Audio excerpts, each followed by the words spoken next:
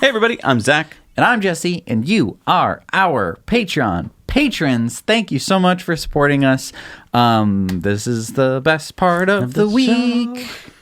So the code word is still Blade Runner. So yeah, if you're sending us an email or a Facebook message, use Blade Runner and just say Blade Runner or put it in the subject line and in fact, you're going to get a little special bonus here if you live in the LA area and you're our Patreon because you're watching this. We're going to be having a meetup at the plaza in front of the LA Convention Center. That's called the Gilbert Lindsay Plaza. We have a picture of it here. And we mentioned that on Tesla Time News itself, but we're actually going to be there an hour early. And you know why? At 9 a.m. Because we're going to have something in our hands for you. The first 20 or so people who come, we have free passes to the LA Auto Show. And these are the special ones that get you in an hour earlier than the public. You can go on any day you want. So you can either join us that day and go in on Friday, or you can, go the next week or that weekend or whatever. We're going to be there at 9 a.m. on Friday, November 22nd at the Gilbert Lindsay Plaza in front of the LA Convention Center. Yep. You don't have to go into the auto but show. But you do need to know the secret word. When you approach us, you will say... You should probably whisper it because we're going to be in a group of a lot of people. So just come up to us and be like... What's this? I was going to do a handshake. Oh, I thought you were going to... Don't do this. That's weird. Come up, do a handshake. Handshake. And be like, Blade Runner. Blade Runner. Right? Quietly. Nice. No one knows. Then we know that we're going to pass you the piece of paper. You're in the know. You're in the know. Right. Just in case people who get there early who aren't Patreon supporters. Right, because, we don't want to just be handing them out to everybody. You guys are special. We don't have enough, honestly. We don't have enough. No, we don't. There's probably going to be... I don't know how many people are going to show up. I mean, it's LA. It's a big city. It's a big city. But it is 9 o'clock in the morning. I figure that weeds out, and it's a Friday. Most of you have to go to work. I'm sorry. Yeah. It's not our choice. And sorry, Californians, for picking on you for early morning stuff.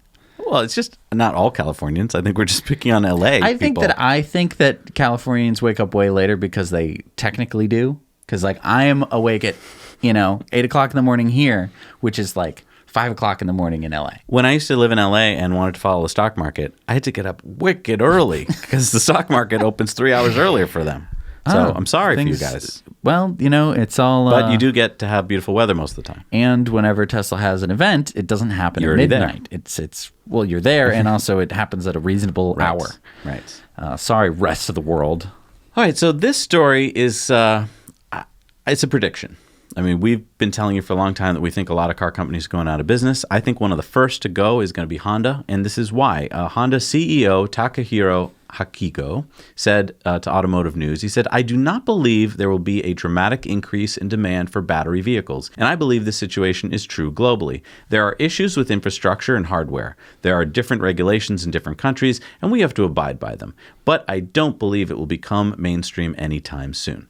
So this is why he said that Honda will be focusing its efforts on gasoline-electric hybrid cars instead. This is a more realistic way of approaching EVs, he said. And I think that this is like a masterclass in not being able to see disruption when it's happening. And there's this quote that I think I made up, which is that, and you can quote me on this one, is that disruption is not evenly distributed. Ooh. It's cool because you got two D words in that quote there. But basically what it means is when a disruption is happening, it's happening in small pockets around the world. Okay.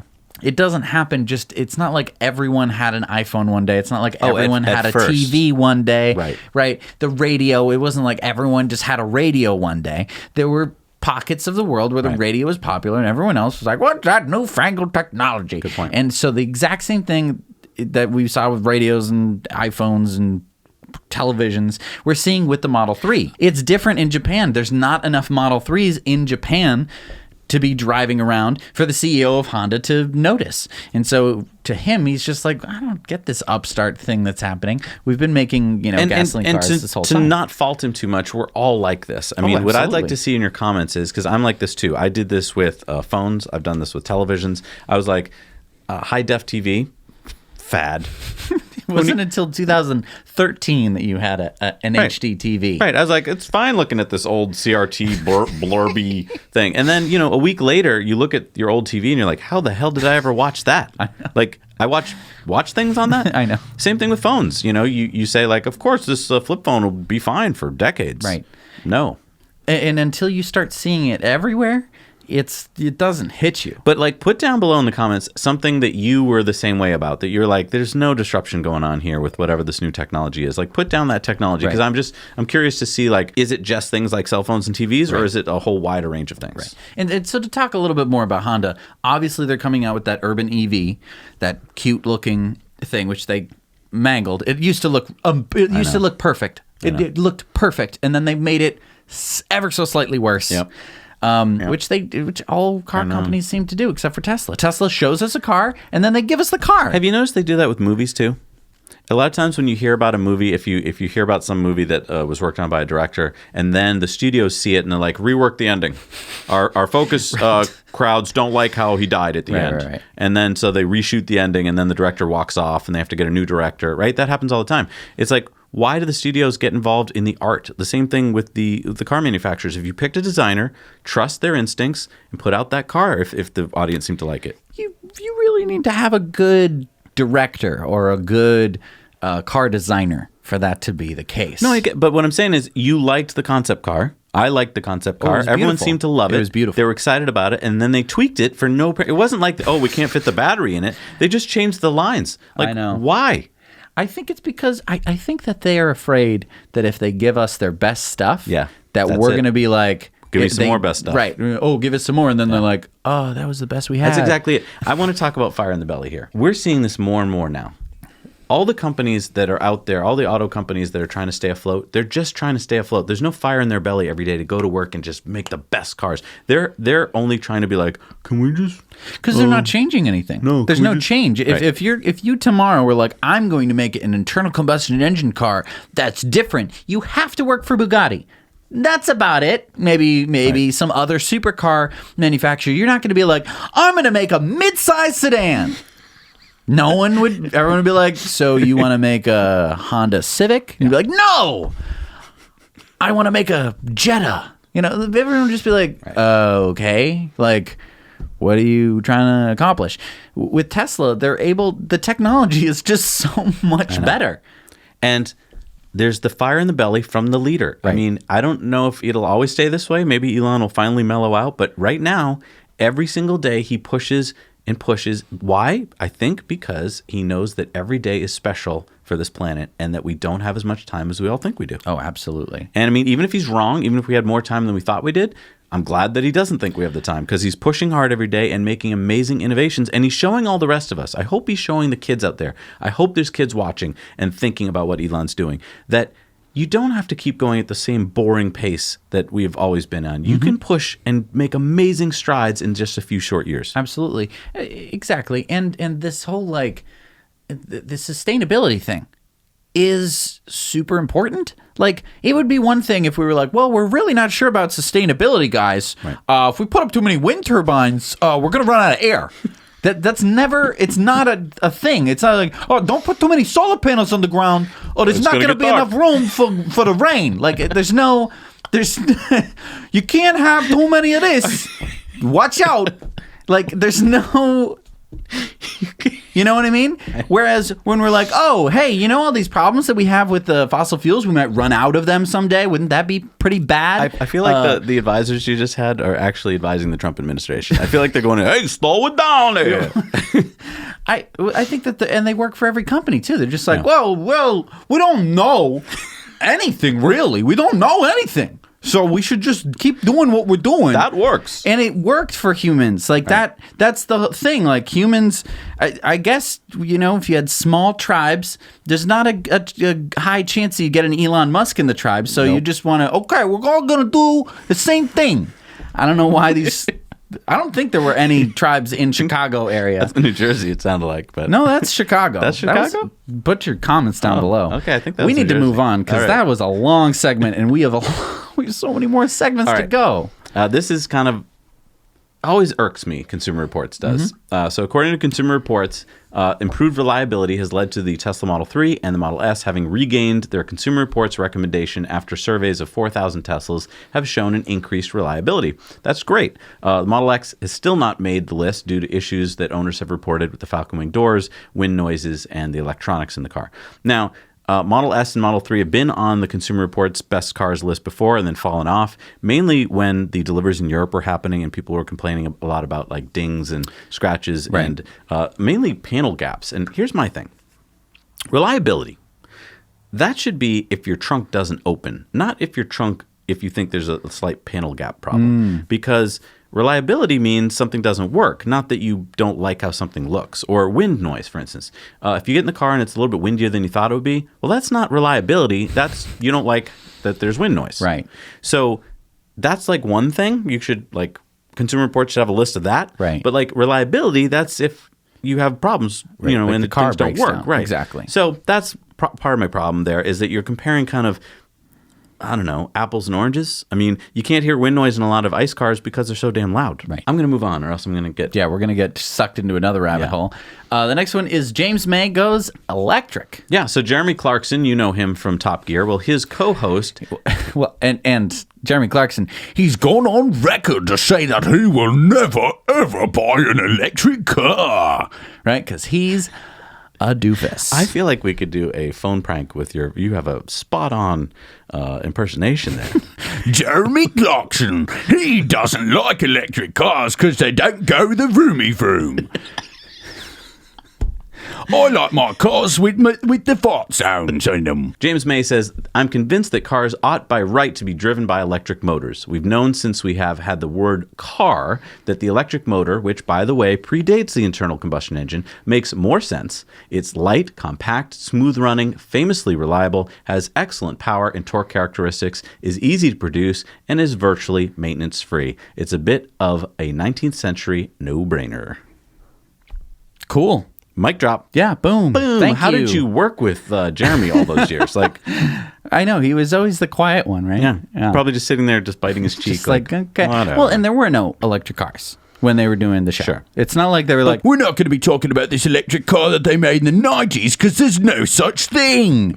Except for the EV1 and then they crushed it. But we're not even going to mention that. Even though we like taking the piss out of all these car manufacturers. I'm going to lose my voice if I keep talking like that. I wish I could do the whole Patreon bonus story like it, but anyway, James May is now driving electric. Good on you, dude. good on you, man. Too bad Top Gear, it's a weird statement to say. Too bad Top Gear couldn't have kept going with them. Have James May switch to electric cars. I don't know. Do you think that would have worked, or do you think his job would have mandated? Well, I mean, it would have been great for TV because you would have seen, Jeremy always like hemming and hawing and not getting in the car and always getting his ass handed to him whenever they did a drag race or drove anywhere. So it'd make for great TV. Sure. It would, but Now, we're kind of sad because Greta Thunberg is heading home to Sweden. She's hopping on a catamaran, which is a sailboat. It's going to take her like 3 weeks because she's doing it carbon-free, so good on her. She had a statement here as she left our country. My message to the Americans is the same as to everyone. That is to unite behind the science and to act on the science. We must realize that this is a crisis, and we must do what we can now to spread awareness about this and to put pressure on the people in power. And especially the U.S. has an election coming up soon, and it's very important that for everyone who can vote, vote. Even if the politics needed doesn't exist today, we still need to use our voices to make sure that the people in power are focused on the right things. Because this is a democracy, and in a democracy, people are the ones who run the country. I know it doesn't seem that way, but if enough people were to decide they have had enough, then that could change everything. So don't underestimate that power. It's a super strong message. It's a super... She's so smart. Like, the by the people, for the people kind of thing. Like, isn't that kind of funny how we forgot about it? Forgot about that part. Yeah. The by the people, for the people. Yeah, just one of those things that I always kind of thinking about. And another thing I want to talk about, this is completely unrelated, but I want to workshop this idea. And I've heard people talk about it before, but it's, I believe in climate change. It makes it sound like you believe in Santa Claus. And it kind of takes away the weight behind it because you're just, I believe in the spaghetti monster. You can just believe in anything. it's not so much a belief as it is like a knowing of something. Like you don't. Do I you see. believe in gravity? Oh, I see. So yeah, so you're belittling it because you're just putting the word believe in it. Right. And so, Right, because belief doesn't equate to scientific proof. Like, right. And I think that we're kind of missing a word in the English language, which would be I'm a climate knower. Like what is that? And I just wanted to start a little discussion about it, because it's not that we're like, I believe in climate change because of a book or something. It's based on science, based on lots of science, based on lots of data, based on the fact that, like, if the world warms up, X, Y, and Z will happen. Because water expands when it gets warmer, that's going to lead to sea level rise, and glaciers melting that are sitting on and then the water flows into the, that's pretty. I don't know. I don't have to believe in that. Right. I know that. I mean, there's so many people who have learned the science and then changed their minds to actually become, climate change believers, because they say, like, I, was in this community before of people who were like, that's not true. And then I found out that it was true scientifically. Now I believe. And that's very powerful, because that means that when they saw enough facts, they were like, oh, that you've proven your case. And that's how science works. But yeah, there's so many people out there who either don't look at the facts. Right. They look at skewed charts and things that they just want to see these fake facts all the time. Right. Or they look at, a couple things and like, yeah, well, maybe, but I don't, that's not enough to make me care. And the thing is, too, that science is not 100% on anything. No. Right? So, like, we're not even 100% on gravity. No. Right? We're, like, pretty darn sure. And so people will always take that and be like, oh, well, the law of gravity isn't even fully, we don't know for 100%. It's like, yeah, that's not you didn't learn about the scientific method, and you don't know how science works and how to communicate within science, because science doesn't work on absolutes, because we don't know anything for 100% certain, because tomorrow we could figure out, oh, there's actually some snorkelon particle that changes everything, and as soon as you switch that using a quadrangle, then all of a sudden it's different. We don't know. We're just basing it off of our experience within science. Well, and the problem goes back to education. I just saw a great documentary movie called Science Fair. It came out in 2018, and it showed the story of a bunch of kids going to the science fair from around the world. One little girl, she was in high school in South Dakota, and she wanted to do a science fair project, and none of her science teachers would be her advisor. So she had to go to the football coach. And to his credit, even though he didn't understand a word she said, he said, sure, I'll be your advisor. I'll sign the papers. And off she went to the International Science Fair and won. Went back to her school in South Dakota. Did she get a trophy in the front case where all the football players get their trophies? No. Did they mention her on the loudspeaker? No.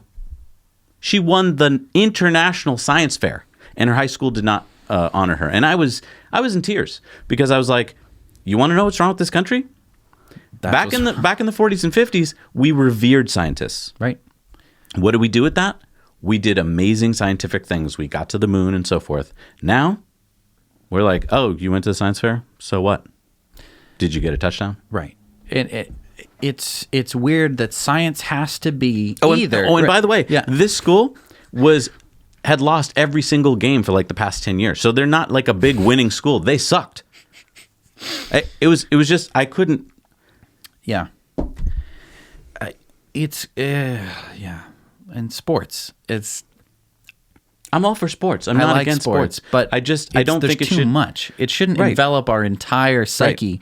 To the point where it's like, oh, what are you doing today? It's, just a Wednesday. Oh, I'm watching sports. Well, or I'm talking about sports. One of the kids who went to the science fair, not a great student. He didn't do his homework a lot and got bad grades, but really smart kid. In fact, he's working right now for a AI startup near Stanford. Mm-hmm.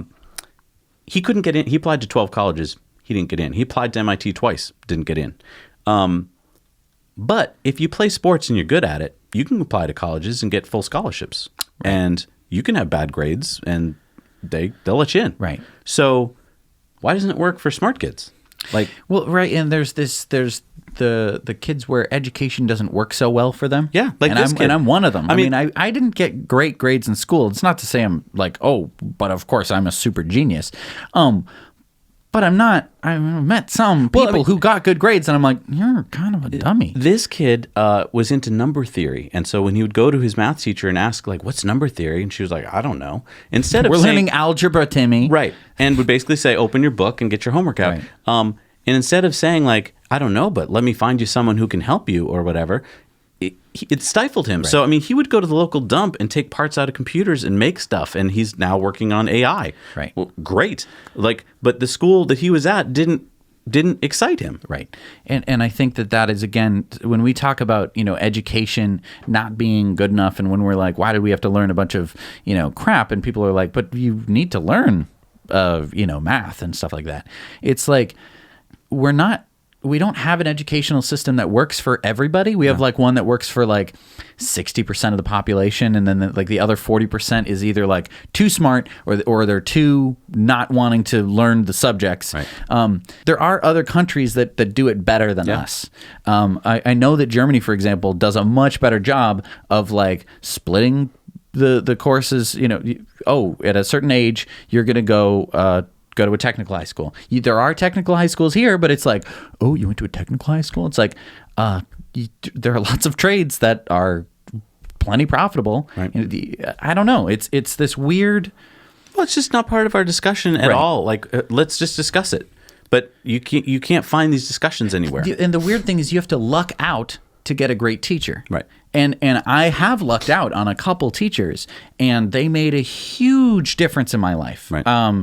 I had a engineering teacher in high school, Mr. Johnson. He was the first time engineering was taught at the school, and the school didn't know what to do with him, and he didn't know what to do with the school, and so he only lasted 3 years. Right. And I took every single one of his classes because I've probably mentioned this before, but like, it made such a profound difference in my life. We were taking apart computers. We were putting them back together again. I was, switching RAM slots, and we learned about the North Bridge and the South Bridge and all the different things about computers. No other class did I learn about that stuff. Right. And it wasn't that hard. It wasn't that expensive. There are all sorts of crappy computers that just are laying around people's houses that you can take apart, and you can be like, oh, this is the RAM, this is the this is the that. Cool stuff that is valuable to know, fields that you can go into where you're basically just taking apart computers, putting them back together again, fixing the problems. It can excite a whole different realm of possibilities when you're taking stuff apart, putting it back together again. And that's not to say that everyone needs to do that, but to just have the ability to be like, okay, let's get Johnny out of the classroom. He clearly is not going to learn in this environment. Right. Instead, we're just like, okay, well, Johnny needs a specialist who's going to sit with him and force this stuff down his eyeballs and his gullet so that he can learn about history or math or whatever it is, when he might be a little bit more interested in number theory, right. Or something else where he could get really in depth on it. Maybe right. That's what he wants to do, is basically have go PhD early. He was so excited about science fair, just for example, because you can self-direct. You can pick a project you're interested in. Right. Why isn't that what education's about? Why do we force kids to learn what we want to tell them? I mean, I know there's some things they have to learn, like, right. Obviously, but beyond that, right. Let them learn what they're interested in. And they must learn some things. It doesn't include taxes or what to do when you're pulled over. Like that stuff. Also, again, with the education. I know that this is a complete tangent, but this is part of what Patreon Bonus Story is for. Right. To get these ideas off our mind, because they just weigh on me so heavily. I know. And well, let's go to the story. Let's move on to the next one. This is what happens when you have people who are smart and ready to just do things. Yeah. It's a way to basically never have to charge your electric moped ever again. Okay, so how does it work? What is it? Well, you know how the sun comes up every day? I know that, Yeah. You know how solar panels can collect electricity from the sun, I right? heard about that. And you know that if you're on a scooter or a moped, that it'd be nice if when it was raining, it wasn't raining directly on your head. That would be nice. You put the solar panel on top of the moped, okay. And you shake it all up. What do you got? And you call the doctor, woke him up and said... Cuckoo, yoo-hoo. Do you know what I said? It's it's a moped that never needs charging because it's just Seems charged so by the sun. obvious. It can only really work on a moped. Why? It goes slow enough. Oh, right, it right. has a 'Cause it won't small blow enough off. range. But there's bazillions of mopeds in the There's world. so many mopeds throughout the world and smaller motorcycles. Well, and and stuff I'll like be that. honest, one of the things that would keep me, if I was commuting in a city, from getting a moped would probably be the fact that it rains, a fair amount of time. Yeah. So And that having this would be perfect. Exactly. I want one for an Arcimoto. Yeah. I mean, Yeah, not hard, right? exactly. All right, well, that's cool. All right, so we talked about Throwback Thursday. This is our Throwback Thursday. This is a video. It's pretty long, 17 minutes long. We'll let you watch it at your leisure. But basically the idea here is that a year ago, August of 2018, Galileo Russell from Hyperchange was on kind of doing a little back and forth with Mark Spiegel, who is the head of Stanfield Capital, which is a company that shorts a lot of stocks. And one of the companies they short Is Tesla. and so they're going back and forth talking about what's going to happen with Tesla. Why did Tesla do so poorly this quarter? Why did they have a loss? And I think you should watch this because it's only about 14 months ago, and yet pretty much everything that Mark says is wrong. Pretty much everything that Gally says is right. And Gally gets some things eerily correct. oh, I know. He's like down to the. He predicted the number of Model 3s the next quarter exactly. Pretty much like down to the thousandth place. Yeah. Thousands place. I mean, yeah. Yeah. As if he had a time machine. It's almost like, wait, did you just record this? I know. But the fact that Mark Spiegel gets so irrationally upset, like when an analyst is usually talking about a company, he's like, according to our research, this could happen or maybe not. But Mark is just so vehement about how Tesla's just a bunch of lying. And I just to show you what I mean, this is their latest quarterly report from Stanfield Capital, and Month ago. This is from 1 month ago. So I mean, he knows what just happened. Mark Spiegel knows what happened with Tesla. He knows that everything's going pretty damn well. And yet he says things like this. Tesla has no moat of any kind, i.e. nothing meaningfully proprietary in terms of electric car technology. While existing automakers, unlike Tesla, have a decades-long experience moat of knowing how to mass produce, distribute, and service high-quality cars consistently and profitably, as well as the ability to subsidize losses on electric cars with profits from their conventional cars. And then he ends it. Oh, and then he ends it with Elon Musk is a securities fraud committing pathological liar. Wow, Mark. Now, chill. if Mark could back that up with some things that Elon's lied about, that'd be fine. Right. But what's Elon lied about? He said he'd come out with the Model 3. He did. He land rockets on drone ships, which sounds like a lie, and then he does it. So, again, like if this is something he said like 6 years ago or 10 years ago, maybe you'd side with Mark. You'd be like, yeah, wow, this guy sounds like a liar. But he's either an idiot or he's evil because he's somehow profiting off of lying to us. I think what it is once you started your whole investment strategy as shorting a stock, you've got to keep the stock down. I mean, he's losing money every day that the stock is high. Just quit. Just stop doing that. Like what? Like no. So you're saying that he's an idiot, basically. No. I'm saying, well, originally he was an idiot, but I think once it's kind of like when you keep doubling down on a mistake you made. Okay. You ever notice like sometimes you'll make some kind of mistake, and instead of just admitting it and going, you know what, that was a mistake, you just keep you're just like, nope, that wasn't a mistake. I did it for this reason, and then you have to keep. It just makes you look like more and more of a fool. I mean, I saw Elon speaking recently with a lieutenant general in the Air Force, and he was talking about leadership and stuff, and Elon said, I'm not that great a leader, but I just take everything back to physics.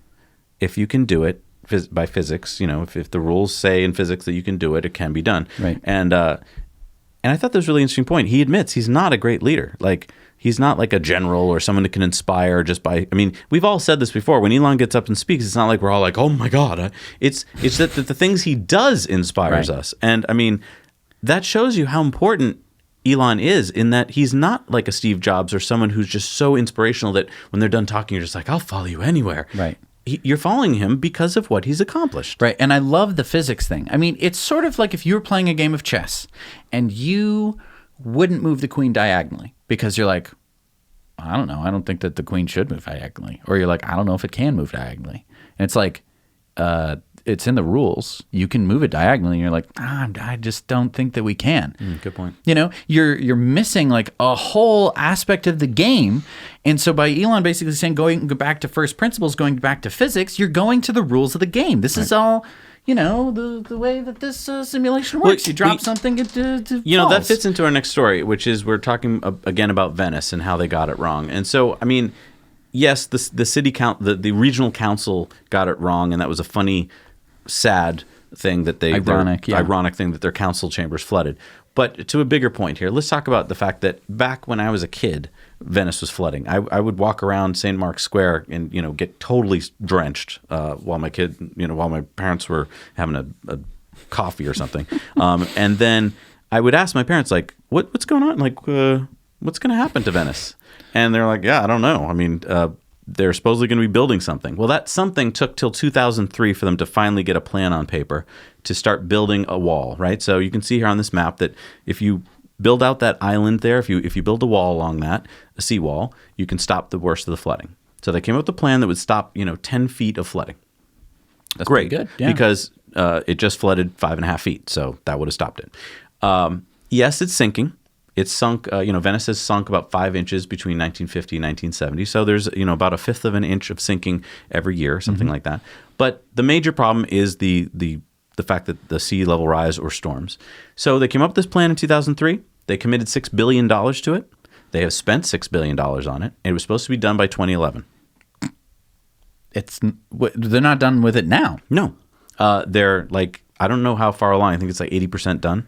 And it stopped because of corruption. Basically, if you remember back in 2014, Giorgio Orsoni, he resigned because everyone was like clamoring for him to resign because he had been doing such a poor job. And then it turns out later they arrested him because it turned out that him and other officials were accused of embezzling millions of dollars in funds that were meant for the flood barriers, just spending them on themselves.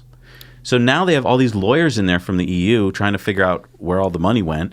And they're spending more time following the paperwork than they are like continuing to finish the frickin' wall. So now you have a city that's flooding. I mean, as we're speaking right now, there's a flood hitting Venice again. And again, going back to the first principles, and this is what I got sidetracked. Elon would step in and go, what's the problem? How can we solve it? Right. Let's come up with a plan. Maybe it'll cost money, but if you want to solve the problem, you got to spend money, right? Right. It's a tourist destination. Like it's one of the most beautiful cities on earth. Right. Or decide, forget it. Like everyone leave and we'll let it sink. I don't know. But instead, waste the money. Don't solve the problem. Like you can't get it to 85% done. You have to build that wall to 100% or else it's meaningless. Right. That's so the nature of seawalls. So what? But also, 2011 you're supposed to be done, and it's 2019, and you're not even close to done. Yeah. What? Right. I mean, this is definitely a corruption problem, but I don't think that it's entirely unique to Italy. Yes, I know Italy. Haha. Corruption. Yes. But I think that it's a pretty human problem because anyone in their right mind would say Venice is a beautiful city. I've been there once, and I have to go back before it sinks into the sea and the sea envelops it, which is just such a sad pang in my heart constantly. It's so beautiful, and we're just gonna let it sink into the sea, even though we have means to prevent that from happening. It's so silly when you go to Venice and you see that store owners put these barricades in their doors to keep the flood from coming in, or you see that they have to put tables in the square so that tourists can walk on them. It's all like this last minute solution. And it's like, really? Right. But it's not just Venice. You see that everywhere with everything. It's not, and I'm not just climate change related things. There's all sorts of afterthoughts. Go to practically any city and you'll see it. It's just like this, like, oh, really? This was the solution we came up with? And it's going to be the same way with climate change. It's going to be this awful, slapdash, half-assed sort of thing. Right, because if they can't solve it for say, Venice, why are they going to be able to solve it for any the place? whole world? Right. Yeah, It doesn't give you much break. faith. Yeah. I mean, yeah. So this report came out from the bank BNP Paribas. And so basically keep in mind that these are bankers. They spend money on analysts to tell them what to do with their money, right? And the report came back. It said, for the oil majors, the challenge is on a scale that they have never faced before, and business as usual is simply not an option. To meet 2018 levels of energy demand, the oil industry would have to spend $25 trillion a year for the next 25 years, while to produce the equivalent level of energy from renewables would cost $4.6 trillion to $5.2 trillion. So basically, 5 times more money is going to have to be spent by oil. To make the same amount of energy. Right. And I mean, that makes sense. Going back to first principles, it totally makes sense. Right. So banks, now these are not tree huggers. These are banks. They don't care about whether it's good for the planet. They care about if it's good for their bottom They dollar. don't even care about Venice. No, they don't. So jerks. They are saying, oh, okay, so let's stop investing in oil. So that's the good news. Banks are starting to wake up. They're starting to realize that this is not an environmentalist argument. This is purely an economics argument. And here's the crazy thing. It works from both the macroeconomic $25 trillion a year all the way down to your life, right? Switching to an EV is going to immediately start saving you money. Obviously, EV, if you buy a new EV today, it might be more expensive than if you bought a new car. Well, this is a really good point. We have a question coming up on the show, the other show, TTN, where you'll see that the numbers play out. Right. It actually breaks even if you buy an expensive electric car, right? Versus one of the cheapest EVs you can buy. Right, because we got a question. One of the cheapest ICE cars you can buy. Right, because we got a question from one of you guys on the Patreon question of the week, and we'll show you that basically Jesse's right. It makes sense today in your household to go electric. And of course, there's people out there that just get upset on the road. I don't even think this was directed at it being a Tesla Model X, but take a look here. There's some footage here from a Tesla Model X. It's merging into traffic, and it appears that, from some perspective, it might have been that he kind of cut off the Subaru. Okay, look, there's always this thing that happens on the highway where two people are trying to go into the same lane at the same time. In this case, they're pretty well staggered, and the Subaru didn't even have his blinker on. Right. And then the Subaru basically runs the Model X off the road. Now, I do have to say, from the Subaru's perspective, dumb idea. Your car is not as safe and not as heavy. Yeah. But he was so enraged that he just thought he would. Anyway, that's against the law. And the good news here is that in a Tesla, if you have Sentry Mode, you are capturing this. This is a Tesla Cam. Tesla Cam, sorry.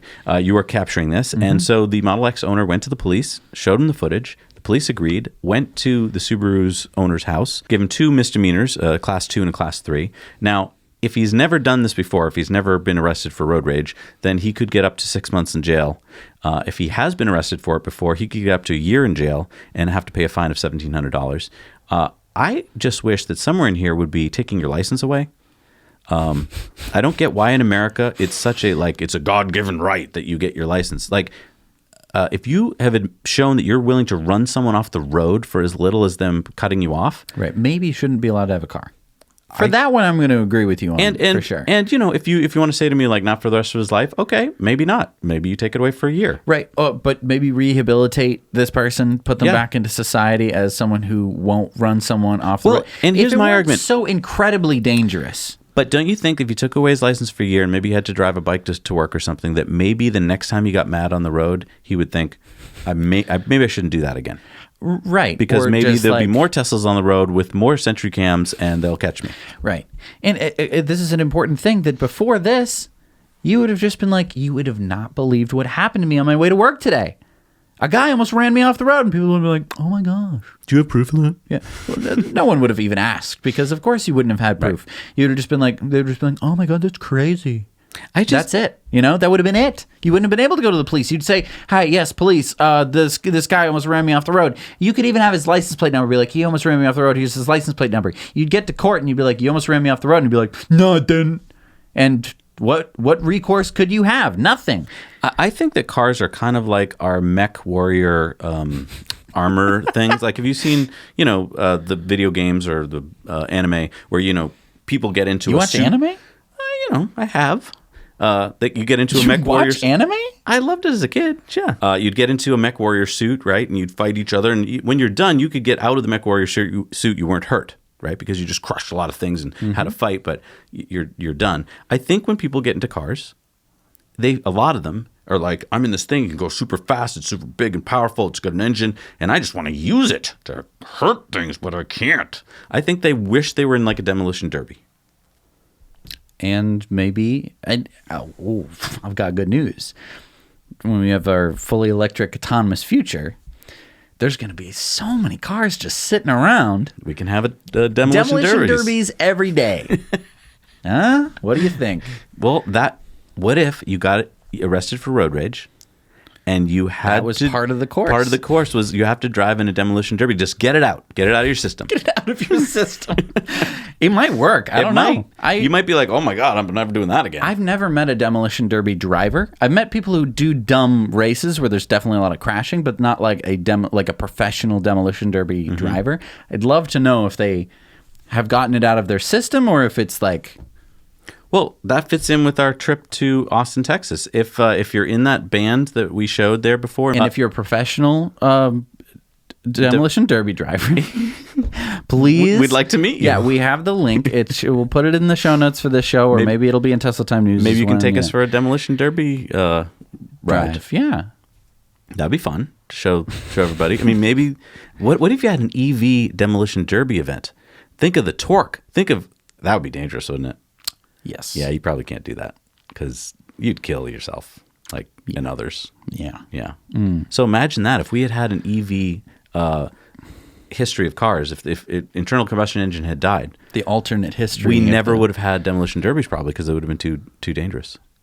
I think that if we were in the electric future of this alternate universe and we were here today, we would have been like, you could have never had a demolition derby because it would have been so polluting. And then our viewer Todd came up with this really cool. He crunched some numbers, which is awesome. And he basically stated this. We've heard this a lot, right? People make this argument that whenever we hear about electric cars versus ICE cars, they compare the two without including this very important point. Oh, it's the batteries. They never include the batteries. No. They include the batteries. Oh. They don't include the gasoline. Oh, which is like the batteries of an internal combustion engine car. Exactly. They say, well, let's take into account how much energy and CO2 went into making the batteries. And you're like, okay. And then you say, like, okay, well, how about the engine? Like, yep. But what powers that engine? Gasoline. Right, but then they do the tailpipe emissions. Sure, but you have to count the gasoline before it got to the car, and they don't do that. But Todd did that. Take a look at these numbers. So if you take a look at his numbers, it turns out that even from the very beginning, see, usually by the end, like when you've owned the EV for a certain number of years, then you break even. But he's showing here with his numbers, and his numbers are very conservative, by the way. Oh, yeah, he's using a battery study, the Swedish battery study, that basically no one else backs up, Right. Where this is like the most horrible CO2 emissions coming from batteries you could possibly imagine. It's like you made your batteries out of coal dust or something. So anyway, so they're super conservative, but from the very beginning, if you look at his chart, so if you go down to the 10,000 miles, the Tesla wins from the beginning. Right, because... when we're doing tailpipe emissions of CO2, you fail to consider the CO2 emissions that had to take place to produce the fuel that went into the nozzle, into the car, into the fuel tank, right? Like, there was stuff that happened before then. You didn't just happen upon this... Oh, look at this gasoline. Oh, this gasoline. It's naturally occurring. It rains down. Yeah. Like, no, you had to dig it out of the ground, refine it, pump it, ship it, all that stuff. And he didn't even count all that stuff, by the way. He just did a very conservative number, like I said. So even conservatively, Teslas win. Winner. See, I'm not putting Todd down at all. He's a smart guy. But how come the journalists of the world, how come, they can't just find out these numbers and put them in? Very odd, don't you think? That whenever they do a story, they always just like, oh, let's not even talk about that. And the most people who read it are like, oh, okay, so just give me the headline. Right. And there's so many people who just think that Teslas are terrible for the environment because they read one thing and they have lives. They have other things to worry about. So they're like, okay, well, that's annoying. I have to go do my taxes, take the kids to school, and then go to work. Like, they have other things to be worried about. So it's this FUD that is constantly hitting Tesla, and we're just peeling layers off constantly, because as soon as people get in a Tesla and they drive one and they actually do the math like Todd does and figures this stuff out, it's just another layer just peeled off. We're Just makes peeling them sense. off until we get down to the core of the evil people who have been lying to us the whole time, Yes. and we can send them to prison. We should. It'd be- We really should, mean, because what? at the end of the day, when you're handing out lies for the purpose of keeping big oil going, And killing people, You're killing for people. profit, Right. It's you're not shooting them. Right. No, it's worse than that. You're not taking them, dragging them out of their house and It's- shooting them. it's- They're in their house. They're asleep, and you're silently polluting it's them just their whole like life. smoking. We started off thinking that every smoker was the coolest dude on earth. Look at that cowboy. Look at that movie star. And then we're like, wait a minute. Science is telling us it's bad. Yeah. And then you had all the people who basically were trying their hardest to lie to you and be like, 9 out of 10 doctors say that smoke, addictive. It's not addictive. And it's all this stuff. calms you. It's not bad for you. You won't get lung cancer and die. It's just like, we've already been through this with that. Like, know. does no one see the similarities? Like, we have to They don't teach it. And we're getting sick, and I'm getting sick and tired of having to point out these facts that I've constantly been talking about for 3 years. I know that a lot of people here are newer than 3 years, but still, it's like I'm getting sick and tired of having to bring this stuff back up.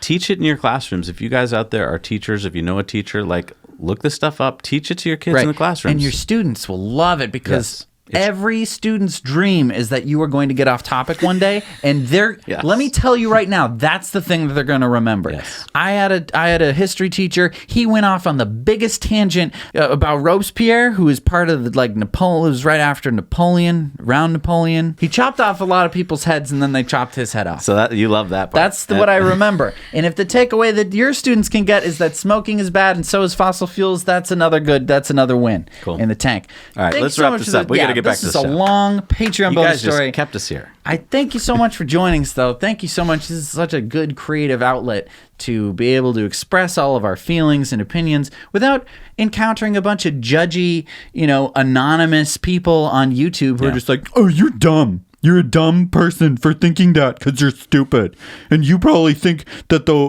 you probably think the world is round. and we're just like, it is. And they're like, exactly. Ha ha! I'm so smart. My brain is so big. I'm just so glad. You people are all so nice. And I want, at some point, to get us all together in a big... All of us? Yeah, all of Wow, our okay, patrons. okay. And in Like a big one theater? place, like Okay. a big arena. They're all invited to Fully Charged Live Absolutely. in Austin. Yeah. It's true. Maybe. I know. I'm just saying, Yeah. it would just be so nice. And maybe LA. Hey, Right. welcome out to the auto show. Right. We'll see you And there. I mean, it's just like our live streams, which are super duper duper duper positive. It's so nice to have everyone in the same room, so to speak, Yeah. all working at it's just so nice. So thank you so much for supporting us. Thank you so much for listening to us and watching us and see you keeping next us week. sane and saying nice things to us on the comment section. It really makes such a big difference in messaging us nice things. We'll see you next week. Now you know.